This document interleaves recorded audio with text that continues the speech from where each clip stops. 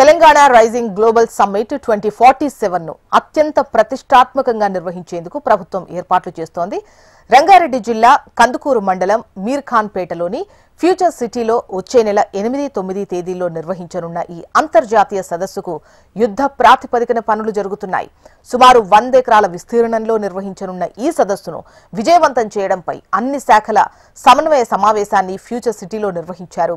జాతీయ అంతర్జాతీయ పారిశ్రామికవేత్తలు హాజరు కానున్న ఈ సదస్సులో అతిథులకు ఎటువంటి ఇబ్బందులు తలెత్తకుండా ఉండేందుకు తీసుకోవాల్సిన చర్యలపై అధికారులు సమగ్రంగా చర్చించారు. కీలక నిర్ణయాలు తీసుకున్నారు. ఈ రోజు సాయంత్రం 4 గంటలకు తెలంగాణ గ్లోబల్ సమ్మిట్ పై సీఎం రేవంత్ రెడ్డి సమీక్ష నిర్వహించనున్నారు. తెలంగాణ రైజింగ్ 2047 డాక్యుమెంట్ పై చర్చిస్తారు. ఉన్నత స్థాయి సమావేశానికి మంత్రులు హాజరవుతారు.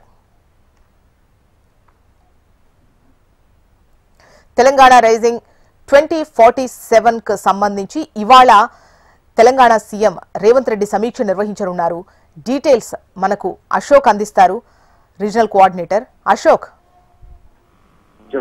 ఏదైతే తెలంగాణ ప్రభుత్వం అత్యంత ప్రతిష్టాత్మకంగా డిసెంబర్ 8-9 తేదీలో ఫ్యూచర్ సిటీలో ఏదైతే గ్లోబల్ సమ్మిట్ ని నిర్వహిస్తుంది, దీనికి సంబంధించి స్వయంగా సీఎం రేవంత్ రెడ్డి స్వయంగా అక్కడ పరిశీలన జరిపారు. ఆ తర్వాత వరుసగా గత 4 రోజుల నుంచి కూడా మంత్రులతో ఆయా శాఖలకు సంబంధించినటువంటి అంశాలపై సమీక్ష నిర్వహించి ఏదైతే విజన్ 2047 పాలసీ డాక్యుమెంట్ పై ఇప్పటికే ఒక అభిప్రాయానికి వచ్చారు. దానిపైన కూడా ఇవాళ కీలకంగా సాయంత్రం 4 గంటలకు సచివాలయంలో మంత్రులు అధికారులతో సీఎం రేవంత్ రెడ్డి సమీక్ష జరుపుతారు.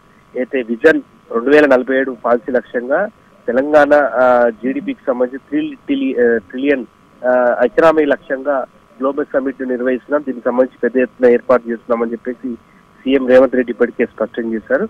సో ఈ నేపథ్యంలో ఇవాళ చాలా కీలకమైనటువంటి సమావేశాన్ని సాయంత్రం 4 గంటలకు సచివాలయంలో మంత్రులు అధికారులతో కలిసి సీఎం రేవంత్ రెడ్డి సమీక్ష జరుపుతారు.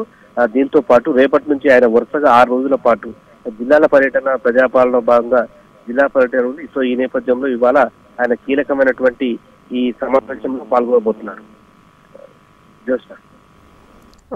రైట్ అశోక్.